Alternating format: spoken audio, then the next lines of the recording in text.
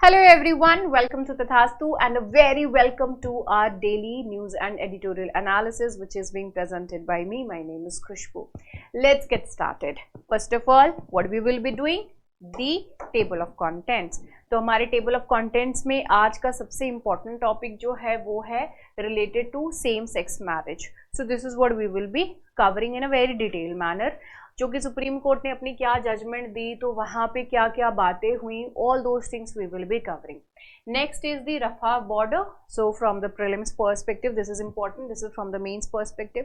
Prelims perspective में Rafah border where it is, कहाँ location है उसका, what is the importance and all, वो सारी चीजें हम इसका देखेंगे.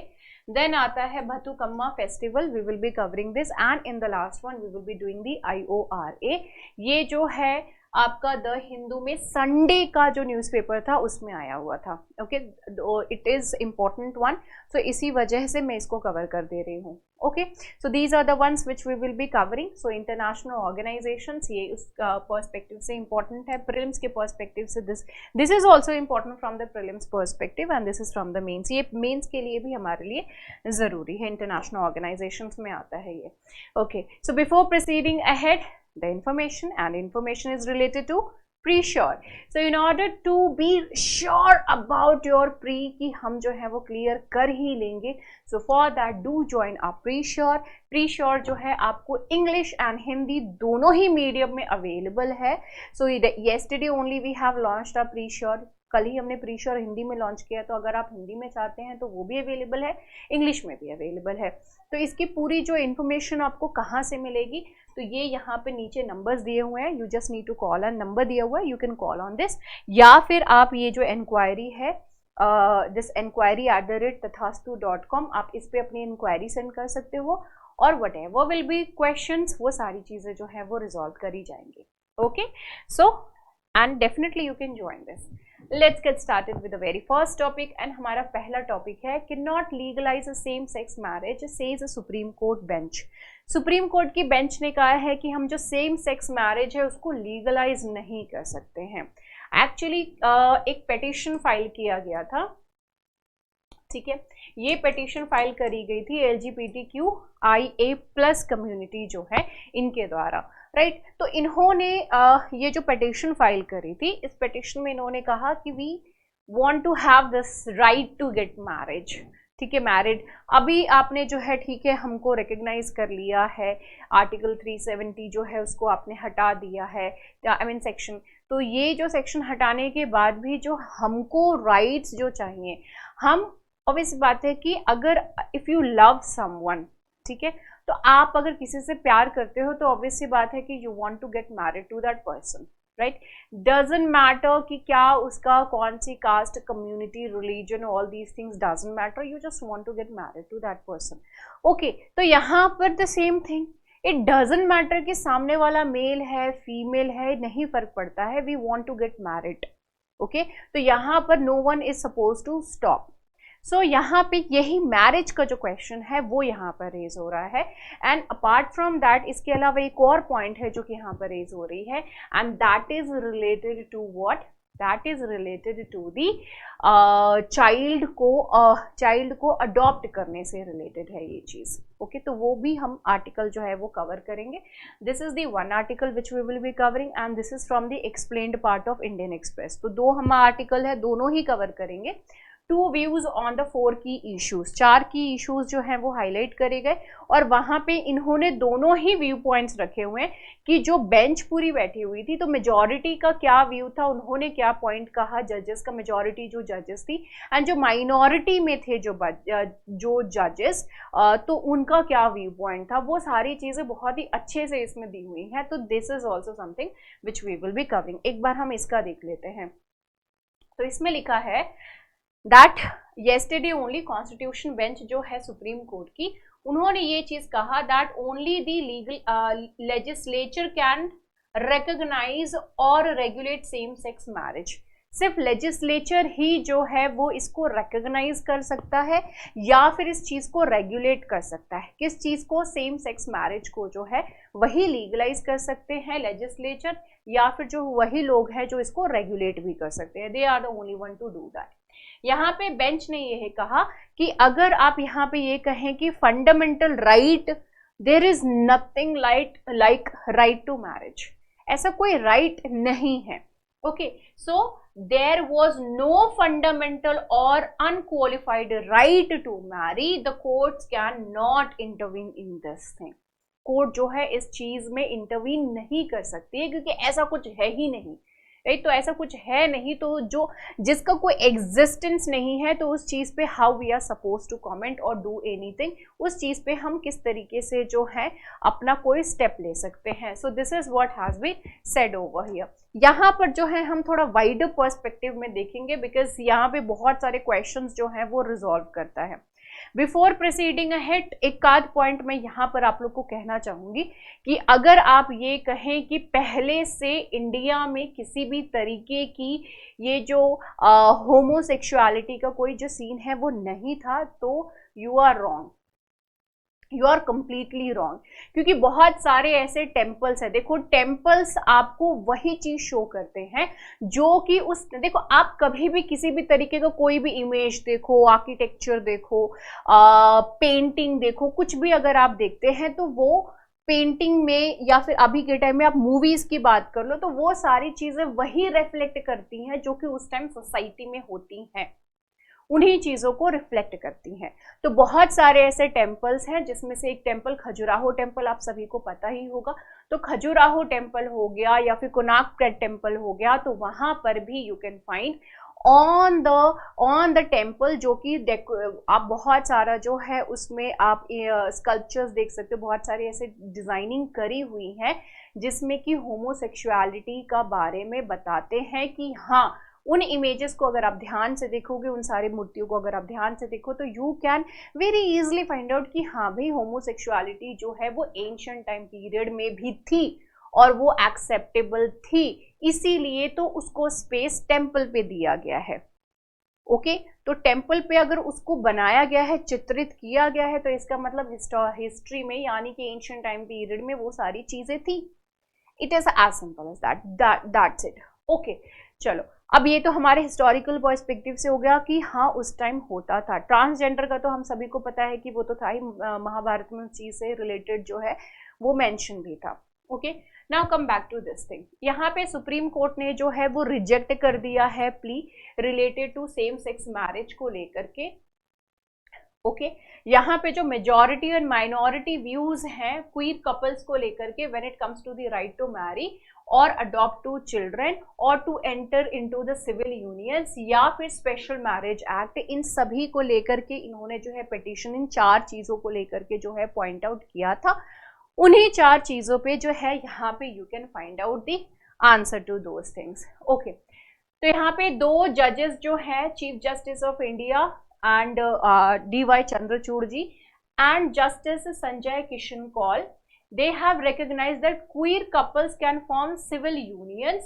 They were in the minority. अब 2 जजेस जो थे उन्होंने कहा कि जो क्वीर कपल्स हैं उनको वो सिविल यूनियन जो है they can have love relations between them, तो ये चीज को उन्होंने सपोर्ट किया। But the point is that ये माइनॉरिटी में थे। अब यहीं पे ही, अब 5 जजों की बेंच थी ये, तो 3 जो ये 2 जजेस ने ये चीज कही, बाकी जो 3 जजेस थे उन्होंने कहा दैट द इशू ले exclusively in the domain of the legislature. बाकी 3 जजेस ने ये कहा कि ये जो है वो कंप्लीटली लेजिस्लेचर का काम है, कि ये अब मंत्री लोग जो है बैठ करके उसके ऊपर लॉ बनाए, क्या करे क्या नहीं करे, they are the one who can actually do that, we can not take any decision on this thing. Okay, तो ये बात जो है मोटे तौर पे सामने आई है। अब फंडामेंटल राइट की बात करें, राइट टू मैरी, तो क्या ऐसा कुछ है भी राइट टू मैरी करके, यू हैव एनी राइट और नॉट? तो पेटिशनर्स ने बेसिकली ये चीज कहा था कि there is a fundamental right, and right क्या है? राइट टू मैरी का फंडामेंटल राइट है, marry a person of one's own choice under the constitution, and that the court must address the denial of the right. Okay, अब यहाँ पे क्या है कि हमारे पास राइट है कि हम अपने पसंद के किसी पर्सन से जो है वो शादी कर सकते हैं। ओके, तो वो पसंद की जो बात है, अपने पसंद से शादी कर सकते हैं, तो कोर्ट अब हमको ये डिनाई किया जा रहा है दैट हम नहीं कर सकते। तो कोर्ट को इस चीज में इंटरवीन करना चाहिए और इस चीज को देखना चाहिए कि भाई हम जो है वो कर पाए, करें शादी, हमको ये आजादी मिले, because we also have the right to marry. Okay, that is what they said. अगर कोर्ट जो है, if the court recognise this as a fundamental right, then it would cast obligation on the state to protect this right. Obvious सी बात है, क्योंकि जो भी fundamental rights हैं, आपके fundamental rights only on the special conditions can only be taken. Special conditions होंगे तभी आपके फंडामेंटल राइट्स जो हैं वो ले सकते हैं। यहाँ पे अगर कोर्ट इस चीज को घोषित कर देती है, वो ये चीज इस पॉइंट को बोल देती है कि ये जो है वो आपका फंडामेंटल राइट है मैरी करना, तो अगर ये लोग शादी करते हो, वैसी बात है कि अगर ये हो जाता है तो these people will be getting married, queer they will be getting married. अब यहाँ पे स्टेट को ऑब्लिगेशन हो जाएगी, भाई आप इनको प्रोटेक्ट करो। अब यही पॉइंट जो है या जो कि हम आगे पढ़ेंगे, that is related to the special marriage act. Special marriage act में होता क्या है एक्चुअली? स्पेशल मैरिज एक्ट में जो डिफरेंट रिलीजन, ओके, तो डिफरेंट रिलीजन, डिफरेंट कास्ट, या तो डिफरेंट रिलीजन या फिर डिफरेंट कास्ट के जो लोग हैं वो शादी करते हैं, तो उनको प्रोटेक्ट करने का काम जो है वो किसको करना पड़ेगा? स्टेट को, यानी कि सरकार को वो काम जो है वो करना पड़ेगा। तो स्पेशल मैरिज एक्ट में वो चीजें आ जाती हैं। यहाँ पे भी अगर हम इनको राइट दे देते हैं टू गेट मैरिड, तो again the state has to do this thing. ठीक है, तो ये वाला पॉइंट था राइट टू मैरिज को लेकर के। अब यहाँ पर जो है वो पॉइंट आती है related to the minority view. Okay, minority view क्या है? CJI chief justice of India DY Chandrachud ji जो है, उन्होंने कहा कि वो पेटिशनर्स के इस पॉइंट से बिल्कुल अग्री नहीं करते हैं कि sorry, that marriage is an inherent right, कि मैरिज जो है वो इनहेरेंट राइट है। वो ये चीज जो है वो बिल्कुल भी इस चीज से अग्री नहीं करते हैं, that the state only regulates this thing. आपका मैरिज जो है वो इनहेरेंट राइट नहीं है। ओके, ये इनहेरेंट राइट नहीं है, एंड यहाँ पे स्टेट उस चीज को रेगुलेट कर सकता है। फंडामेंटल राइट्स को स्टेट रेगुलेट नहीं करता है, दैट इज समथिंग विच जो आपके लिए ही है, जैसे कि आर्टिकल 21, जैसे कि आर्टिकल 15, ठीक है, आर्टिकल 17, ये इनहेरेंट चीजें नहीं है। अनटचेबिलिटी इनहेरेंट नहीं है भाई। ओके, ये लोगों ने बना दिया है, राइट? तो वो अब प्रोटेक्शन वाला चीज हो जाएगा। ठीक है, अब यहाँ पे सरकार उस चीज को लेने नहीं, अनटचेबिलिटी हम फॉलो करेंगे, ऐसा नहीं कर सकती है। ओके, राइट्स आपके कुछ ऐसे राइट्स जरूर है जो कि अंडर स्पेशल कंडीशंस, जो जैसे इमरजेंसी हो गई, इस तरीके की चीजें तो वहां पे लिए जा सकते हैं, तो दैट्स अ डिफरेंट थिंग। अब ये मतलब फंडामेंटल राइट होना बहुत बड़ी बात है। ओके, तो यहाँ पे क्या है, कह रहे हैं कि मैरिज इनहेरेंट राइट नहीं है, स्टेट इसको रेगुलेट कर सकती है बड़े आराम से। Simply he said this thing. Minority views में इन्होंने ये चीज कहा कि मैरिज में not have attend the social and legal significance it currently has if it had not regulated through the law. Marriage का जो अभी लीगल सिग्निफिकेंस है, अभी जो इसका सोशल सिग्निफिकेंस है, राइट, लीगल और सोशल सिग्निफिकेंस जो है, जो अभी आपको सोसाइटी में देखने को मिलता है, वो इसलिए है क्योंकि उसको सरकार, उसको जो है वो लॉ के द्वारा रेगुलेट किया जा रहा है। That is the scene. Okay, and यही चीज जो आप बोल सकते हो ऑब्वियसली किस बात से, तो डिवोर्स जैसे केसेस जो है वो कैसे डील हो रही हैं, वो सारी चीजें obviously through law. Next is marriage जो है वो फंडामेंटल नहीं है in itself, it may have attend significance.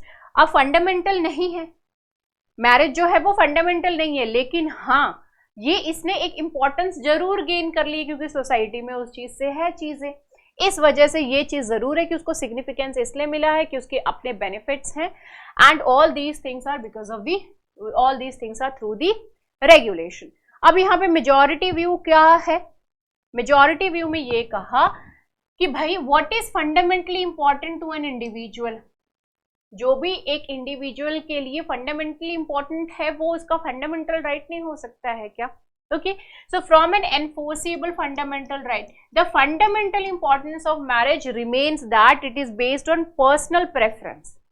Fundamental right, ये जो इंपॉर्टेंस की बात करें हम, मैरिज की इंपॉर्टेंस की अगर हम बात करें, तो वो डिपेंड करता है कि उसका पर्सनल प्रेफरेंस क्या है।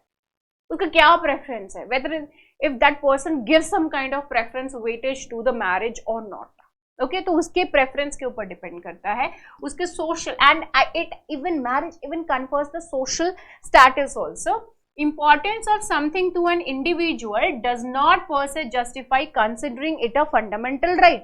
अब यहीं पे ही है कि अगर किसी के लिए कोई चीज इंपॉर्टेंट है, importance of something to an individual, कोई चीज किसी के लिए इंपॉर्टेंट है तो इसका मतलब ये नहीं है कि उस चीज को फंडामेंटल राइट बना दे. This is also not necessary, क्योंकि इस केस में देखें तो हर किसी का अपना अपना है ना, हर किसी के अपने अपने व्यूज है. Even if that preference enjoys popular acceptance, even if उस तरीके की जो चीजें हैं उसको पॉपुलर प्रेफरेंस मिल रही है. अब हमारी सोसाइटी में ऑब्वियसली बात है कि ऐसे रिलेशनशिप रखोगे तो पीपल वोंट एक्सेप्ट, लेकिन मैरिज के साथ है तो definitely people accept that, right. तो वो पॉइंट है. And even you get the support also. So being essential to the orderly pursuit of happiness by the free persons, this is what has been said by the court, right. Now on the interpretation of special marriage act. अब special marriage act के interpretation की बात अगर हम करें तो उस चीज में आपको क्या देखने के लिए मिल रहा है. So here what happens, special marriage act जो है इसको 1954 में एनेक्ट किया गया था, और इसमें ये किस चीज के लिए, वो मैंने आपको अभी थोड़ी देर पहले ही बता दिया. इंटरफेथ हो गया है ना, और inter religious and intercaste marriage अगर हो गया तो वहां पे प्रोटेक्शन प्रोवाइड किया जाता है. So in that particular case definitely जो है special marriage act actually plays role. तो यहाँ पे दो पॉइंट है, क्या है, एक तो कास्ट, इंटरकास्ट एंड इंटरफेथ की यहाँ पर बात करी गई है.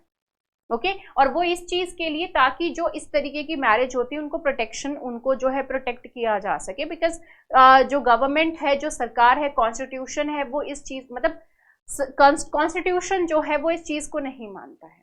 Okay, now the key framing of how the court can recognise same sex marriage was by allowing a gender neutral interpretation.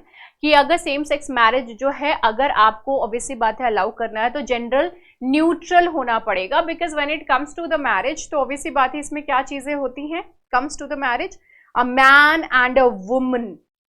So now onwards I am announcing you as a man and a woman. Now you both of you are husband and wife, like that, something like that. Husband and, अब जो है आप husband and wife हो गए, mail जो है वो husband हो गया, wife जो है वो फीमेल जो है वो wife हो गई, right? So like that. अब यहाँ पे ये कह रहे हैं कि हमको जेंडर न्यूट्रल होने की जरूरत है for this thing, same sex marriage में, क्योंकि ऑब्वियसली बात है फीमेल फीमेल शादी कर रही हैं, मेल मेल शादी करना चाह रहे हैं, तो those kind of thing, right. Rather than of the legislation that governs a civil marriage in which the state rather than religion sanctions the marriage.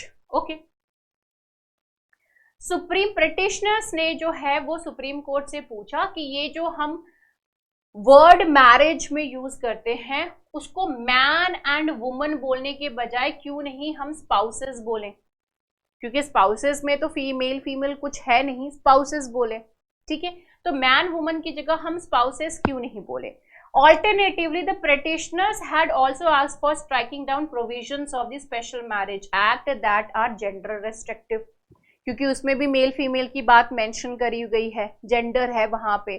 तो वो कह रहे थे कि जेंडर स्पेसिफिक जो करके रखा हुआ है उसको हटाओ भाई, ठीक है. एंड मैन वुमन जो आपने लिखा हुआ है स्पेशल मैरिज एक्ट वाले में, तो उसको मैन वुमन हटा करके please add on the spouses also.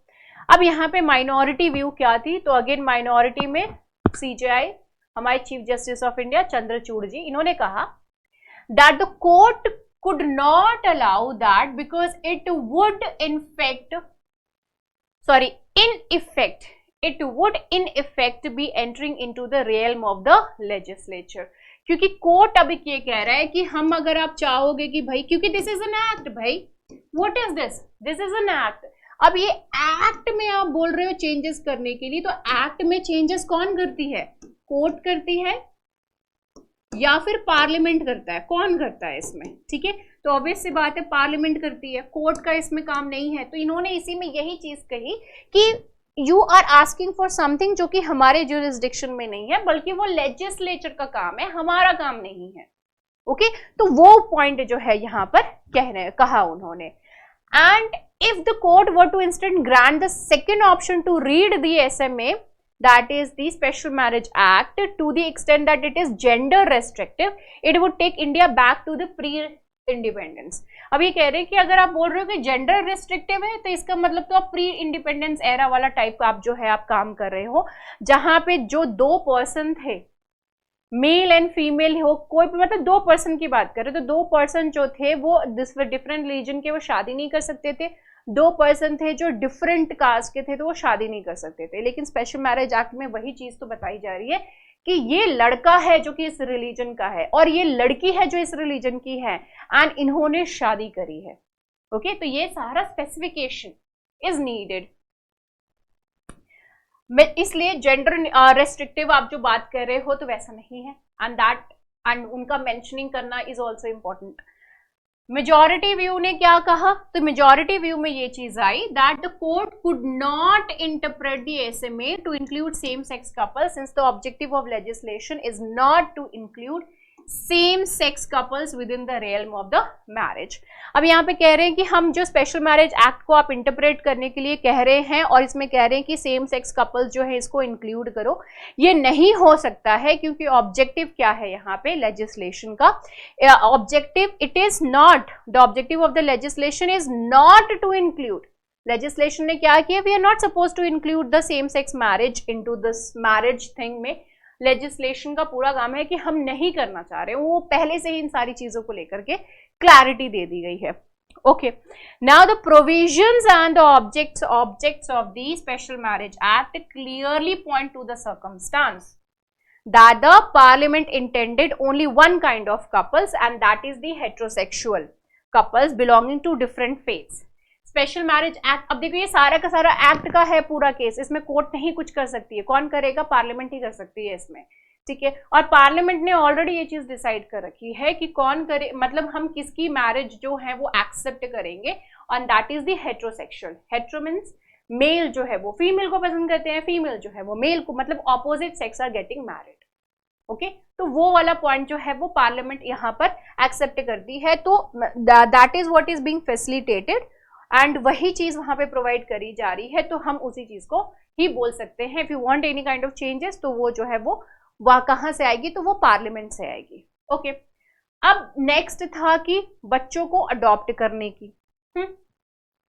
तो सेंट्रल अडॉप्शन रिसोर्स यानी कि कारा, यहाँ पे ये जो है क्या करते हैं, जो अनमैरिड कपल हैं, कपल्स की बात हो रही है, 2 लोग हैं राइट, वो अनमैरिड हैं, तो ये किसी बच्चे को जो है वो अडॉप्ट नहीं कर सकते हैं even if they want to adopt it jointly. जो बच्चों को जॉइंटली, मतलब दोनों अनमैरिड है, दोनों साथ में है, अनमैरिड है, वो चाहे कि हम किसी बच्चे को अडॉप्ट कर ले तो वो चीज अलाउ नहीं करती है, and is discriminatory against the queer couples who can not legally marry. अब क्वीर कपल्स, LGBTQIA कम्युनिटी जो है वो अब उनकी शादी ही नहीं कर सकते, वो उनकी शादी को लीगलाइज भी नहीं कर सकते। सपोज उन्होंने ऐसे ही फेरे ले लिए, ऐसे ही शादी कर ली, कबूले हो गया राइट। अब यहाँ पे जो है उनकी शादी लेकिन लीगली तो नहीं, आप उसको रजिस्टर नहीं करा सकते, वो लीगली वैलिड है ही नहीं राइट। अब यहाँ पे अगर वो लोग चाहें कि हम जो है किसी बच्चे को, चाइल्ड को गोद ले ले, अडॉप्ट कर ले, तो वो चीज अलाउड नहीं है।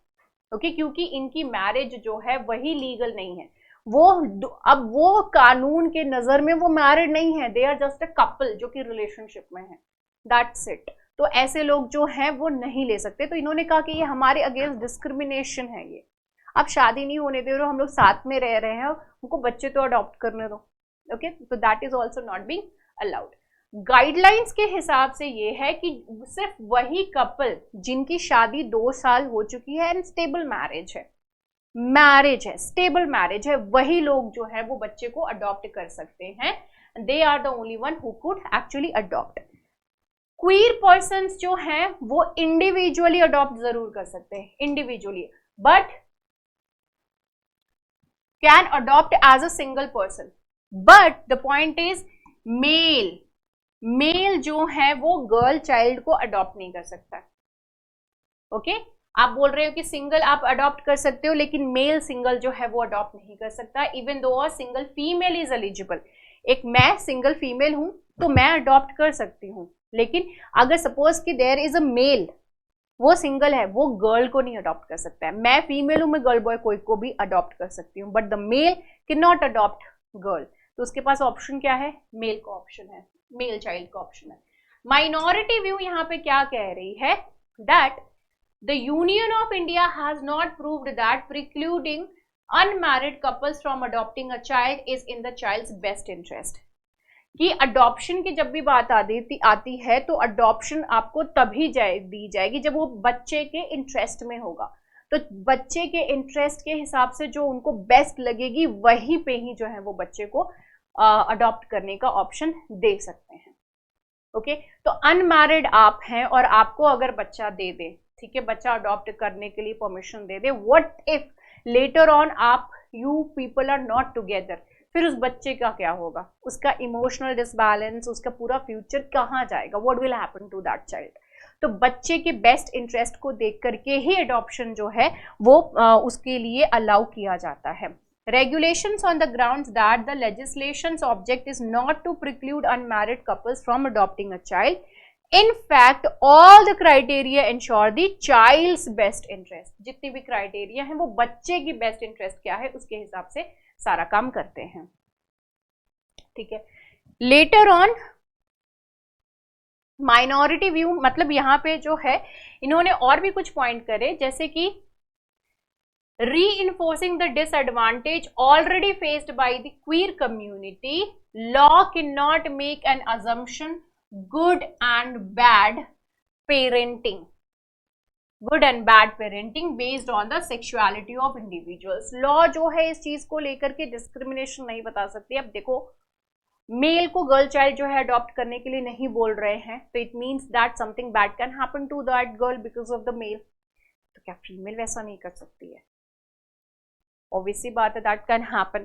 बट यहाँ पे कह रहे थे लॉ जो है वो किसी तरीके का अजम्पशन नहीं कर सकता है कि जो उसकी सेक्सुअलिटी के बेसिस पे, जो पर्सन है उसकी सेक्सुअलिटी के बेसिस पे कि क्या कौन जो है गुड पेरेंट होगा या फिर कौन जो है वो बैड पेरेंट होगा on the basis of that. Majority view क्या है? मेजॉरिटी व्यू ने कहा कि yes this is discriminatory aspects of the preventing queer couples from adopting a children. उन्होंने कहा कि हाँ, ये तो एकदम ही सामने दिख ही रहा है कि yes this is something which is discrimination, जो कि एक्चुअली डिस्क्रिमिनेशन शो कर रहा है towards the queer people. A couple tied together in marriage are not a morally superior choice. इन्होंने कहा कि भाई दो लोग अगर शादीशुदा है तो इसका मतलब ये नहीं कि बहुत ही मॉरली सुपीरियर है, and to people who are not married doesn't mean that they are not morally good, ठीक है, उनका जो अच्छे हैं, तो ऐसा आप नहीं कह सकते। और ऐसा नहीं कह सकते कि भाई जो मैरिड हैं वो बहुत ही अच्छे पेरेंट्स हो सकते हैं, क्या पता कि वो ना हो, है ना, और जो अनमैरिड हैं वो ज्यादा बेटर पेरेंट्स हो, यू नेवर नो। आप कैसे ऐसे भी किसी को जज नहीं कर सकते हो। Okay, so that is what has been said. The fact that अब यहाँ पे इन्होंने सेम वही पॉइंट करी कि भाई पार्लियामेंट ने जो है इस तरीके का लेजिस्लेशन बना के रखा है कि only married couples for joint adoption. Joint adoption की अगर बात करें तो सिर्फ और सिर्फ जो है वो कौन कर सकता है? मैरिड कपल कर सकते हैं। And it arises from the reality of all other laws.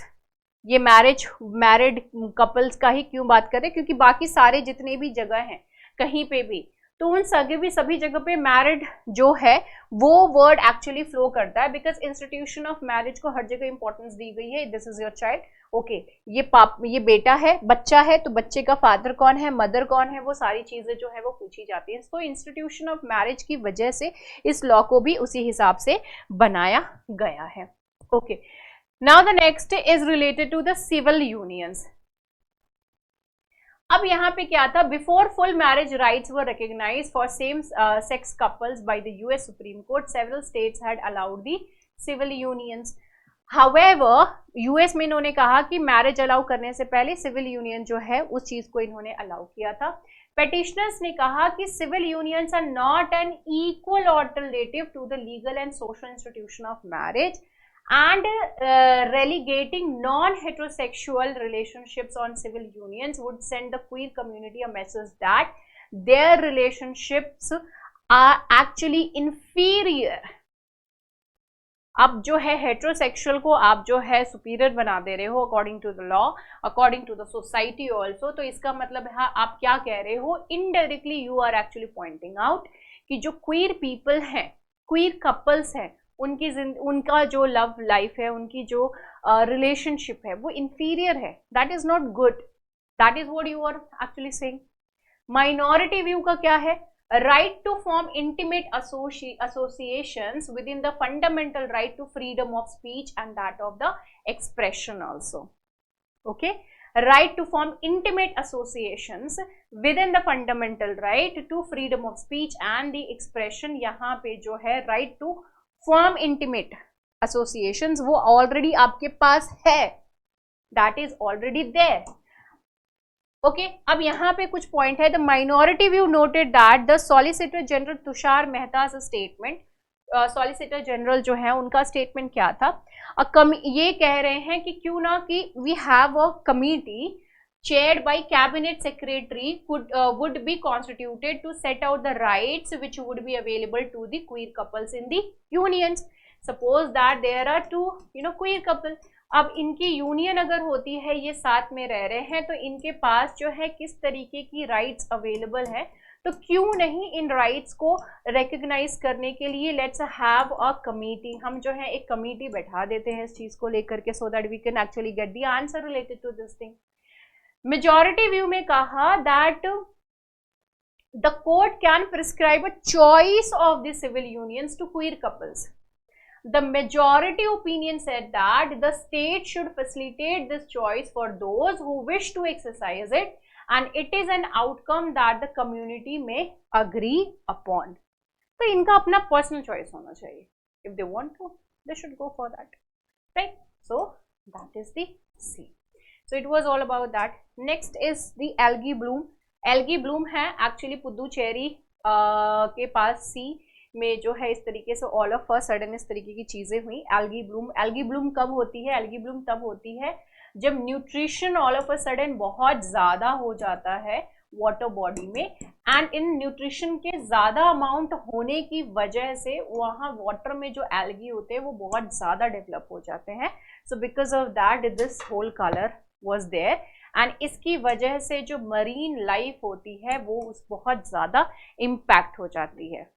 Okay, marine life जो होती है बहुत ज्यादा इम्पैक्ट हो जाती है। Next is related to this particular festival, that is the Bathukamma festival. यहाँ पे जो आप देख सकते हो this is a celebration with जो कि विमेन इसमें पार्टिसिपेट करती हैं, और ये कहाँ पे कुकतपल्ली, अब यहाँ पे ये नाम याद रखिएगा Kukatpally and that of the Bathukamma festival, Hyderabad में जो है इस चीज को सेलिब्रेट कर रहा है।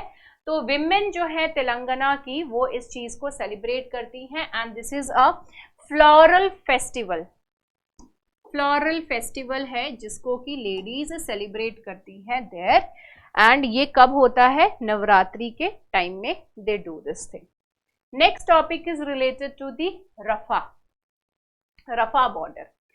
रफा बॉर्डर जो है, अभी हम इजराइल गाजा स्ट्रिप ये सारा इशू ऑलरेडी कवर कर चुके हैं, तो आप सभी को सारी चीजें ऑलरेडी पता है, I don't have to explain anything. ये this is the Gaza strip, ठीक है, गाजा स्ट्रिप है ये, ठीक है, गाजा पट्टी जिसको कहते हैं। अब ये गाजा पट्टी में हम सभी को पता है कि यहाँ पे जो पर्टिकुलर बॉर्डर है जो कि हमारी मतलब इनकी लगती है इजराइल के साथ, तो इजराइल ने ऑलरेडी इन सभी जगहों पे ब्लॉकेड करके रखा हुआ है, ठीक है, there is already blockade around this area, ठीक है, यहाँ पे जो है ब्लॉकेड है ऑलरेडी। यहाँ से तो ये ऑब्वियस सी बात है कि किसी भी तरीके से एस्केप नहीं कर सकते हैं। ओके, नेक्स्ट बच जाता है इनका कौन सा area, so that area is this Egypt वाला एरिया। अब ये इजिप्ट वाले एरिया में there is one border and that border is known as the Rafah. ये जो पर्टिकुलर एरिया यहाँ पे ये बॉर्डर है, that border is known as the Rafah border, Rafah crossing है। तो ये बॉर्डर, ये दिस इज द बॉर्डर, ये this is the Sinai peninsula, ठीक है। तो यहाँ पे जो है रफा क्रॉसिंग यहाँ पे ही है, तो ये भी इन्होंने ब्लॉकेट कर दिया है, किन्होंने, इजिप्ट ने जो है इसको ब्लॉकेट कर दिया है। ओके, ये कहाँ पर है, तो already you know it is at the south of the Gaza, Gaza के साउथ में है। गाजा में लगभग 2.3 मिलियन और यू कैन से कि लगभग 2.5 लाख लोग जो है वो इसमें ऑलरेडी हैं एक्चुअली, ठीक है, इस चीज में। एंड इसके पास जो है this is the Mediterranean sea. All of us are aware of this thing कि गाजा में जो है एयर के रूट से कहीं नहीं जा सकते हैं एंड अपार्ट फ्रॉम दैट सी के रूट से भी ये बेचारे लोग कहीं नहीं जा सकते हैं। तो इजराइल ने भले ही बोल दिया है कि हम ग्राउंड असॉल्ट करने जा रहे हैं, आप सभी जो भाग जाओ, हट जाओ, घर खाली कर दो, जगह खाली कर दो, बट ये बेचारे जाए तो जाए कहाँ, है ना? तो वो उसी में ही रह गए, यू कांट डू एनीथिंग, ठीक है। चलो let's talk about this thing. तो लगभग 2.5 लाख लोग जो है इस पर्टिकुलर एरिया में रहते हैं। यहाँ पर इजिप्ट ने जो है इसको बंद करके रखा हुआ है। The main reason is the insecurity near the border, border की इनसिक्योरिटी की वजह से, which is there in the Sinai peninsula and it has earlier also faced the Islamist insurgency. उस पर्टिकुलर एरिया से उन्होंने फेस करी हुई थी। कब ये इस्लामिक इंसर्जेंसी हुई थी? That happened in 2013। हमास जो है 2007 में इन्होंने यहाँ का कंट्रोल ले लिया था after winning the election and all. And इसके बाद इजिप्ट ने क्या किया, इस पर्टिकुलर एरिया में इन्होंने ब्लॉकेड लगा दी of the enclave and heavily restricted the flow of people and that of the goods also, क्योंकि टेररिस्ट ऑर्गेनाइजेशन इनको बोल दिया गया है because the kind of activities के बेसिस पे जो है ये सारी चीजें यहाँ पर हो रही हैं। Like the main crossings with Israel, Israel की जो है मेन क्रॉसिंग के हिसाब से अगर हम ये देखें तो restrictions have sometimes been eased but not lifted. कभी कभी जो है ठीक है छूट दे देते हैं, लेकिन ये लिफ्ट कर दिया हो कंप्लीटली ऐसा नहीं है।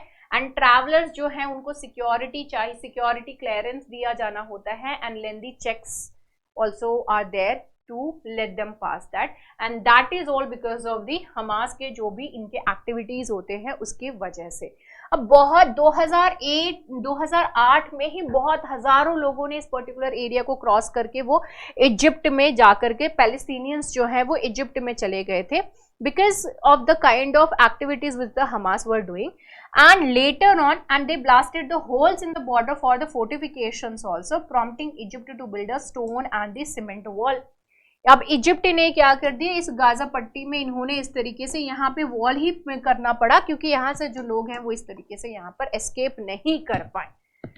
On humanitarian ground this is not right but because of certain people, handful of people this has, वो करना पड़ा क्योंकि अपने दूसरे लोगों को बचाने के चक्कर में अपने लोगों को तो नहीं बलि पे चढ़ा सकते। इट्स लाइक जब आप एयरप्लेन में होते हो तो हमेशा यही चीज कहा जाता है कि दूसरों को सेव करने से पहले अपना ऑक्सीजन मास्क जो है वो जरूर लगा ले।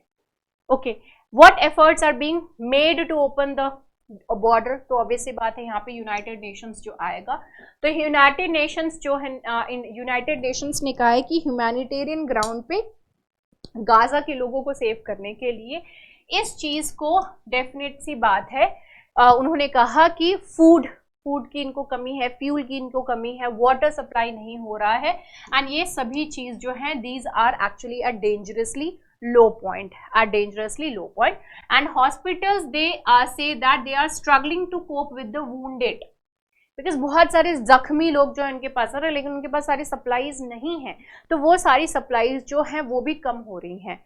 तो Egyptian aid trucks moved closer to the crossing but it was unclear when or whether they would be able to cross into the Gaza.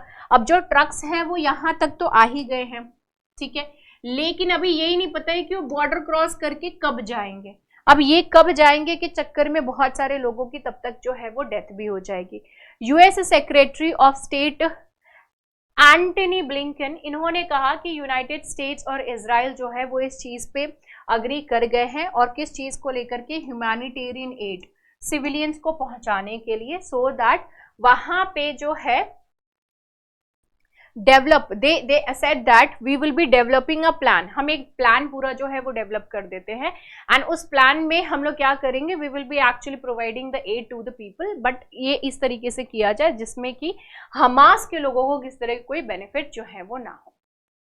Now let's talk about the last topic of the day and हमारा last topic है, it is related to IORA and this is related to the Indian Ocean Rim Association, ठीक है। Indian ocean यही एक ऐसा ocean है, यही एक ऐसा समुद्र है, महासागर है, sorry, it is the only ocean जिसका नाम जो है वो किसी देश के नाम पर है। एंड ये जो है वो किस देश के नाम पर है? हमारे प्यारे भारत, इंडियन ओशन इंडिया के नाम पर है, जिसको कि हम हिंदी में क्या कहते हैं? हिंद महासागर भी इसको कहते हैं। ठीक है, हिंद महासागर, राइट। अब ये हिंद महासागर के जो है ये इंडियन ओशन के आसपास जितनी भी लगती हुई जो देश हैं, जो भी कंट्रीज हैं, वो कंट्रीज इस पर्टिकुलर एसोसिएशन की तो मेंबर है ही है। क्यों? क्योंकि ऑब्वियस सी बात है कि ये जो है इस पर्टिकुलर एरिया के आसपास है। So they are the one who are into this, okay, इस पर्टिकुलर एसोसिएशन के बीच में। तो इसमें जो छोटे मोटे आइलैंड्स आ रहे हैं वो आइलैंड्स भी हैं इसमें, राइट। एंड जो बड़े देश हैं African countries you can see, and the other countries also you can see, वो इन सभी के पार्ट है, राइट। अब यहाँ पे इंडियन ओशन ये particular area, this has been always very important. अब मैं इसका हिस्टोरिकल पर्सपेक्टिव थोड़ा पहले बता देती हूँ, उसके बाद फिर हम आगे की जो चीजें हैं वो कवर करेंगे। अब ये हिस्टोरिकल पर्सपेक्टिव के हिसाब से if we see, so this is the area जहां पर कि अरब वर्ल्ड, अरब से जो लोग हैं वो आकर के ट्रेड करने के लिए इंडिया में आते थे, ओके, ठीक है। तो अरब से जो लोग हैं वो इंडिया में आते थे to do what? To do the trade, trade करने के लिए आते थे। स्पाइस का ट्रेड, सिल्क का ट्रेड, लॉट मेनी ट्रेड। यहाँ से जो है वो चीजें दूसरे देशों में भी जाया करती थी, ठीक है, दूसरे देशों में भी जो चीजें हैं वो जाया करते थे। अब यहीं से जो चीज अरब वाले थे वो ले करके they used to go to the where the European countries, ठीक है, ये जाया करते थे यहीं से ही सामान लेके टू दी यूरोपियन कंट्रीज। अब ये यूरोपियन कंट्रीज को इंडिया के सारे सामान चाहिए होते थे, particularly the spices, the cotton, the cloth, the kind of clothes and all, वो सारी चीजें। तो इन्होंने क्या किया? एक रूट फाइंड किया, और वो जो रूट फाइंड करे कहाँ से? तो Indian ocean, again Indian ocean, ठीक है। अब इसके अलावा ये तो हमारे हिस्टोरिकल पर्सपेक्टिव से इंडियन ओशन बहुत ही इंपॉर्टेंट रहा। आज के डेट में भी अगर आप बात करो तो इंडियन ओशन बहुत ज़्यादा इंपॉर्टेंट है, बिकॉज बहुत सारा ट्रेड जो है वो इस एरिया से होते हुए जाता है। वर्ल्ड का सबसे बिजिएस्ट अगर स्ट्रेट की बात करें तो ये जो मलक्का स्ट्रेट है, ठीक है, you have to write down in the comment section कि मलक्का स्ट्रेट जो है वो कौन सी कंट्रीज के बीच में है एंड कौन से दो वाटर बॉडीज को जो है ये ज्वाइन करती है, ठीक है। तो मलक्का स्ट्रेट जो है ये वर्ल्ड की 80% का जो ट्रेड है वो यहाँ से होकर के गुजरता है, वो पतली से एरिया से उस पर्टिकुलर स्ट्रेट से होकर के जाती है बहुत सारा, क्योंकि माल जो है वो कहाँ से होकर के जाता है? चाइना से होकर के it is actually moving to the various places. Europe में भी जा रहा है, अमेरिका में भी जा रहा है, डिफरेंट प्लेसेस। तो चाइना से and south east Asian countries से भी, साउथ ईस्ट एशियन कंट्रीज जो है वो वहां से भी चीजें जा रही हैं, इंडिया से भी चीजें जा रही हैं, राइट। तो ये this particular area is very important again from the trade perspective. अब इसके अलावा और क्या इसका पर्सपेक्टिव, मतलब और क्या जो है इसका इंपॉर्टेंस हो जाता है? इसका इंपॉर्टेंस है for various reason to the other countries also. In order to control China, US के लिए बहुत इंपॉर्टेंट है Indian ocean. In order to control China, India के लिए बहुत इंपॉर्टेंट है ये, ओके, उसकी पावर को कंट्रोल करके रखने के लिए।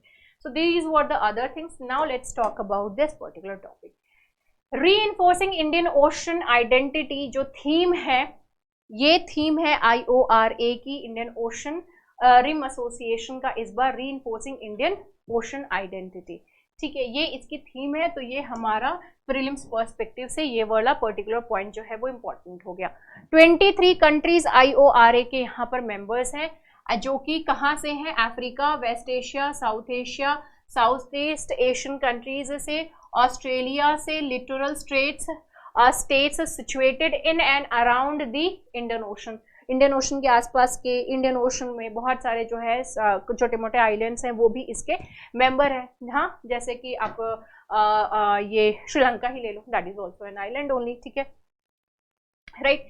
Now this is the one. अब यहाँ पे क्या है? श्रीलंका ने जो है इस बार उसको चेयर करेगा, that is the one who is commanding over here, and ये कहाँ से लिया है, बांग्लादेश से, और इंडिया जो है वो यहाँ पे वाइस चेयर होगा, and this is what is the troika, ठीक है। तो इन्होंने यहाँ से बांग्लादेश से श्रीलंका को चेयर दिया, Sri Lanka is the chairing, it is at कुर्सी, इट इज चेयरिंग, एंड यहाँ पे वाइस पे कौन है, तो वाइस चेयर कौन कर रहा है, इंडिया कर रहा है। So this is the troika IORA का, एंड यहाँ पे IORA मेंबरशिप में आप 23 कंट्रीज जो है वो यहाँ पे इनके नेम देख सकते हो, France, India, Australia, Bangladesh, Comoros, France, India, Indonesia, Iran, Kenya, Madagascar, Malaysia, Maldives, Mauritius, Mozambique, Oman, Seychelles, Singapore is there, Somalia, South Africa. Somalia बहुत ही खतरनाक रीजन है, वहां से शिप निकाल के जाने का मतलब है कि मतलब आप you just make this thing कि वहां से जब भी शिप जाती है तो it is quite dangerous area, क्योंकि वहां से जो पायरेट्स होते हैं वो उसको कैप्चर कर लेते हैं, शिप को सारी चीजें लूट लेते हैं, उसके बाद उस कंट्री से, उस कंपनी से डिमांड करते हैं ransom. Okay, so that is very खतरनाक area. South Africa, Sri Lanka, Tanzania, Thailand, UAE and Yemen, ये सारी जो है इनकी मेंबर कंट्रीज हैं। डायलॉग पार्टनर्स कौन कौन से हैं, तो China, Egypt, Saudi Arabia, Germany, Italy, Japan, South Korea, Russia, Turkey, the UK and the US also. इसको जो है फॉर्म किया गया था, IORA जो है वो 1997 में इसको बनाया गया था। इंडिया के लिए IORA जो है वो बहुत ज़्यादा इम्पोर्टेंट हो जाती है, क्योंकि IORA जो है यही एक ऐसा एसोसिएशन है जिसमें कि पाकिस्तान नहीं है, तो इंडिया बहुत ही आराम से यहाँ पर अपने डिसीजंस जो है वो ले सकती है। पॉपुलेशन, पूरे वर्ल्ड का 3rd पॉपुलेशन जो है इस पर्टिकुलर रीजन में है, तो 80% ऑफ ग्लोबल ऑयल ट्रेड या फिर 50% ऑफ वर्ल्ड्स कंटेनराइज्ड कार्गो भी जो है, या फिर 33% of its bulk cargo that passes through this particular region. ये पूरा रीजन से जो है इतनी सारी चीजें होकर के जाती है, और इतना पॉपुलेशन इस पर्टिकुलर रीजन के आसपास रहता है। ओके, ये रीजन से कम अगर हम बात करें तो कितना जो है वो रेवेन्यू जनरेट होता है, तो $1 ट्रिलियन गुड्स एंड सर्विसेज के टर्म्स में, एंड इंट्रा IORA की अगर हम बात करें तो $800 बिलियन, जो बाकी लोगों को भी अगर हम कनेक्ट कर ले तो। सार्क, बिम्स्टेक की बात करो, क्वाड की बात करो, तो इन सभी ने जो है वो प्रोग्रेस जरूर देखने के लिए मिला है, इन सभी में प्रोग्रेस जरूर देखने के लिए मिला है। Apart from that, India belt and road initiative की ग्रुपिंग को बिल्कुल ही सपोर्ट नहीं करता है, लेकिन चाइना ऑब्वियस सी बात है कि वो चाहता है कि हर किसी को उसमें जरूर ज्वाइन कर ले और इंडिया को जो है वो घेरे, इंडिया के लिए दिक्कतें जो है वो क्रिएट करे। तो China Indian ocean region forum on development cooperation, China South Asian countries poverty alleviation and cooperative development center which exclude India, इन सभी में जो है वो इंडिया नहीं है। ओके, IORA जो है वो काफी it remains actually safe space for India, क्योंकि जो मतलब इंडिया के लिए भी और दूसरी कंट्रीज के लिए भी काफी सेफ स्पेस है, इंडिया के लिए बहुत ही देखो, क्योंकि IORA में जो है कंसेंसस के बेस पे, सबका कंसेंसस होगा तभी जाकर कोई डिसीजन लिया जाएगा, ठीक है। तो यहाँ पे IORA इंडिया के लिए बहुत ही सेफ स्पेस हो जाता है पाकिस्तान के एग्जिस्टेंस ना होने की वजह से। पाकिस्तान ने 2001 में जरूर जो है इसमें अप्लाई किया था, लेकिन मोस्ट फेवर्ड नेशन का जो टैग है वो इंडिया को ना देने की वजह से इसका जो है मेंबरशिप कैंसिल कर दिया गया। मोस्ट फेवर्ड नेशन हम नहीं बना सकते उनको, और वो हमको नहीं, तो उन्होंने हमको नहीं बनाया तो हमने भी छड्डो परे। Okay, so that is the one. तो ये जो है स्टेटस इंडिया को बेसिकली नहीं दी गई थी। Now what does IORA focus on, इसकी फोकस बेसिकली किस चीज पे रहती है, तो ऑब्वियसली बात है कि वाटर है, तो मैरीटाइम सेफ्टी बहुत बड़ा जो है यहाँ पर एक इशू रहता है, that is the first one. Maritime safety and security is the very first thing. उसके बाद दूसरा पॉइंट आता है ट्रेड एंड इन्वेस्टमेंट फैसिलिटेशन, ठीक है, ट्रेड एंड इन्वेस्टमेंट फैसिलिटेशन, ये एक दूसरी बहुत बड़ी पॉइंट हो जाती है। फिर डिजास्टर रिस्क मैनेजमेंट, फिशरीज हो गए, क्योंकि ओशन है तो फिशरीज ऑब्वियसली बात है, ये दूसरी चीज, ये तीसरी, राइट, ये फोर्थ हो गई disaster risk management. Academic fifth है, सिक्स्थ देन आपका साइंस एंड टेक है, फिर आपका टूरिज्म एंड कल्चरल एक्सचेंज हो गया, एंड जेंडर एम्पावरमेंट, ये सारी चीजें। ठीक है। इसके अलावा IORA जो है वो स्पेशल फंडिंग भी एक्चुअली रन करती है, जहां पर कि इन्होंने 80,000 to $1,50,000 जो है in addition to whatever they have actually generated and projects के लिए ये ग्रांट किए हैं as a and has a particular focus on the climate change also, because obviously बात है कि इन सारी चीज़ों का इम्पैक्ट वहाँ पे लगेगा एंड ओशन है वहाँ पे, आइलैंड्स भी हैं, तो क्लाइमेट चेंज होगा तो डेफिनेटली वो आइलैंड्स पे उन सारी चीज़ों का इम्पैक्ट देखने के लिए डेफिनेटली मिलेगी. It is clear that strategic issues and the importance of keeping a free and open sea lane guarding against piracy have become an internal part of the discussions. ठीक है. Now Indian Ocean जो है it is a free, हमारे जो external affairs minister हैं S Jaishankar ji, उन्होंने कहा कि Indian ocean is free. Okay, it is free, open and inclusive space where there was respect for the sovereignty and territorial integrity which matters a lot, क्योंकि south China sea में ये territorial integrity नहीं मिलती है, क्योंकि south China sea में China जो है वो अपनी टेरिटरी के बाहर भी वो क्या कहता है कि यहाँ पर हमारा हक है, तो वो बेसिकली वहाँ पे इस चीज़ को टारगेट करके बोल रहे हैं. क्योंकि साउथ चाइना सी में वो क्या कर रहा है, 9 डैश लाइन, तो 9 डैश लाइन में वो कहता है कि भाई ये जो पर्टिकुलर एरिया है वो मेरा एरिया है, और यहाँ पे UNLCOS